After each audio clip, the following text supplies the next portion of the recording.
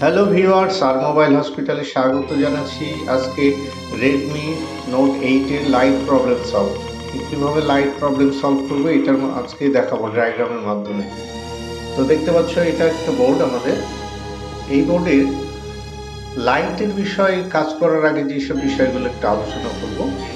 লাইটের মূলত যে লাইনগুলো আছে এই কানেকশনগুলোর মধ্যে কত কি ভোল্টেজ কাজ করে, কোথায় থেকে কোথায় ভোল্টেজগুলো যায় সেগুলো আমাদেরকে জানতে হবে।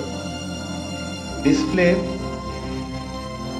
যে লাইট আছে সেই লাইটে সাধারণত 3.7 4.2 ভোল্টেজ কাজ করে।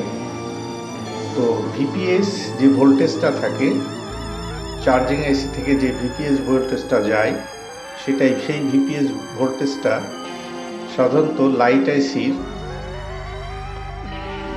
ইনপুটে ঢোকে এবং ইনপুটে ঢোকার পরে ওখানে কয়েল হয়ে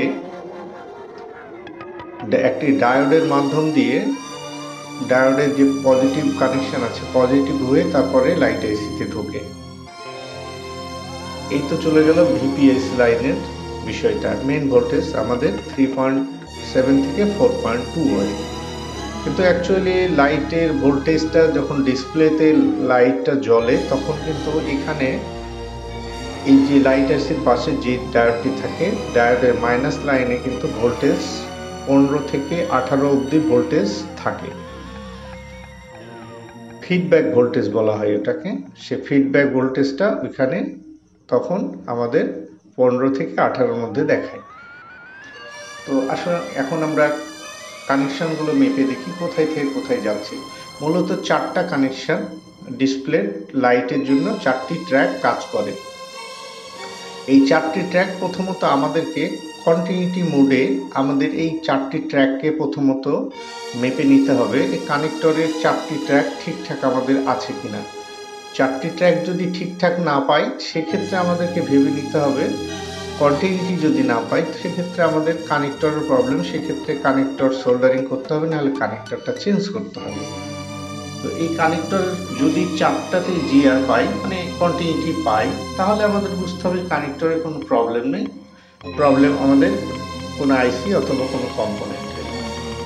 তো আমরা আমাদের দেখো ডান সাইডে যে চার্জিং আইসিটা আছে চার্জিং আইসি থেকে আমাদের মূলত যে ভিপিএইচ যে ভোল্টেজটা আছে ভিপিএইচ ভোল্টেজটা সরাসরি আমাদের চলে আসছে দেখো এই যে লাইট আইসির মাধ্যমে। এই লাইট আইসির মাধ্যমে এখানে একটি কয়েল, ক্যাপাসিটার এবং একটি রেজিস্টার থাকে, 0 ohms রেজিস্টার। তো ওই রেজিস্টারটার মাধ্যম দিয়ে তোমার কয়েল হয়ে এখানে ডায়োডের প্লাস হয়ে তারপরে আইসিতে কানেকশনটি ঢোকে এবং এর যে লাইট আইসির যে আউটপুট সেখানেও 4.2 ভোল্টেজ পেয়ে যাবে। তো এইখানে যে ভোল্টেজগুলো আছে সেই ভোল্টেজগুলো একটার পর একটা আমরা সব কিছু চেক করে নিব, যদি ঠিকঠাক থাকে তাহলে ওকে আছে। তো এই কানেকশনগুলো তার আগে আমাদেরকে চেক করতে হবে যে কোথায় থেকে কোথায় কানেকশনগুলো যাচ্ছে এবং আসছে। তো 4টা কানেকশন আমাদের চার্জিং আইসিতে ঢুকলো, কিন্তু চার্জিং আইসি থেকে বাদবাকি যে সিগন্যালগুলো আছে সেই সিগন্যালগুলো আবার বিভিন্ন জায়গায় ছড়িয়ে যায়। তো আমরা ট্র্যাকের মাধ্যমে এই ভোল্টেজগুলো একটার পর একটা তোমাদেরকে দেখাচ্ছি, তোমরা দেখো তাহলে প্রত্যেকটা যদি লাইন চেক দেখো তাহলে পুরোটা তোমরা ক্লিয়ারভাবে বুঝে যাবে। তো এই যে দুটো লাইন দেখো আমাদের সিপিইউ এবং রুম আইসির পাশে ওপর দিকে একটু ভালো করে ফলো করে দেখো যে এই যে দেখো এইখানে যে আইসিটি আছে এই আইসিটির এখান থেকে যে ভোল্টেজটা আমাদের বেরিয়ে যাচ্ছে এই যে এই ভোল্টেজটা এসে এই দিক দিয়ে ট্র্যাক হয়ে সরাসরি আমাদের লেয়ারটা উপরে যে লেয়ারের লাইনটা দেখো রেড সিগন্যালটা যেখান থেকে পাওয়ার আইসি থেকে আসছে এই সিগন্যালটা আবার সরাসরি কোথায় আসছে দেখো এইখানে দেখতে পাচ্ছ এই যে সিপিইউ পাশে যে এখানে যে রেজিস্টার আছে এই রেজিস্টারে এসে এখানে কনভার্টের মাধ্যমে এই যে দুটো সিগন্যাল দেখতে পাচ্ছেন, এই সিগন্যাল দুটো আবার আমাদের চার্জিং আইসি যে লাইট আইসির যে আউটপুট, সেই আউটপুটে মানে এখান থেকে সরাসরি এই লাইট আইসির যে আউটপুটটা যাচ্ছে এখানে কনভার্ট হয়ে সরাসরি পাওয়ার আইসিতে সিগন্যাল দিচ্ছে। তো এই প্রত্যেকটা ভোল্টেজকে কিন্তু একটা কম্পোনেন্টগুলোকে মেপে দিতে হবে। এক একটা সার্কিটের এক একটা কম্পোনেন্ট এক একটা ভাবে থাকে, মানে প্রত্যেকটারই একই সিস্টেম না।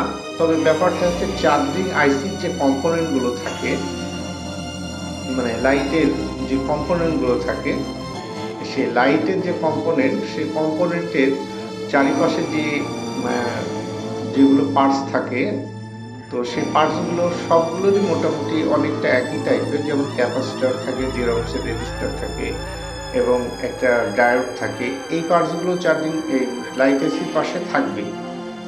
এই লাইট এসির মূলত এই আশেপাশের যে কম্পোনেন্টগুলো আছে সেইগুলোই সাধারণত আমাদের নষ্ট হয়, এইখান থেকেই এই প্রবলেমটা দেখা দেয়।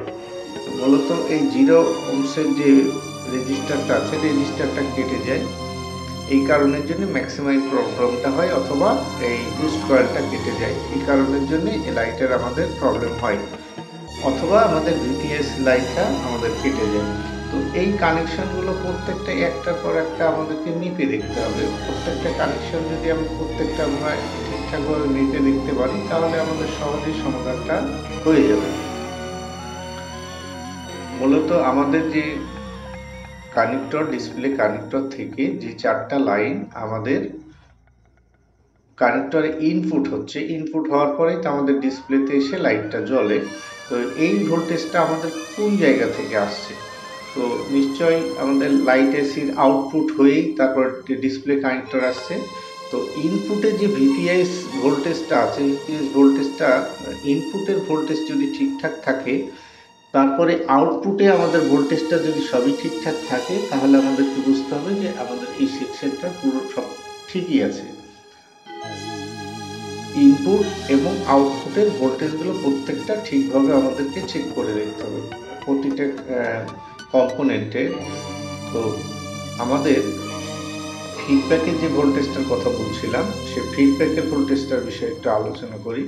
যখন আমাদের ডিসপ্লে ছাড়া আমরা মাপবো, তখন কিন্তু আমাদের ফিডব্যাক যে ভোল্টেজটা 15, 16, 17 থাকে ডায়োডের যে মাইনাস সাইডে, সেই সাইডে কিন্তু ভোল্টেজটা তোমরা পাবে না।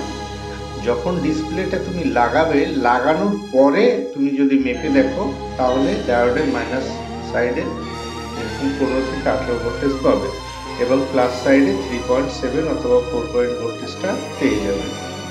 তো এইভাবে কম্পোনেন্টগুলো, এইভাবে ভোল্টেজটা যদি প্রত্যেকটা ঠিকঠাক থাকে, তাহলে আমাদের অবশ্যই লাইটটা জ্বলবে। আর যদি কোনো জায়গায় ভোল্টেজ মিসিং থাকে, কম্পোনেন্ট মিসিং থাকে, ভোল্টেজ মিসিং থাকে, সেগুলোকে আমাদেরকে জাম্পার করে দিতে হবে। ভিডিওটা দেখার জন্য অসংখ্য ধন্যবাদ।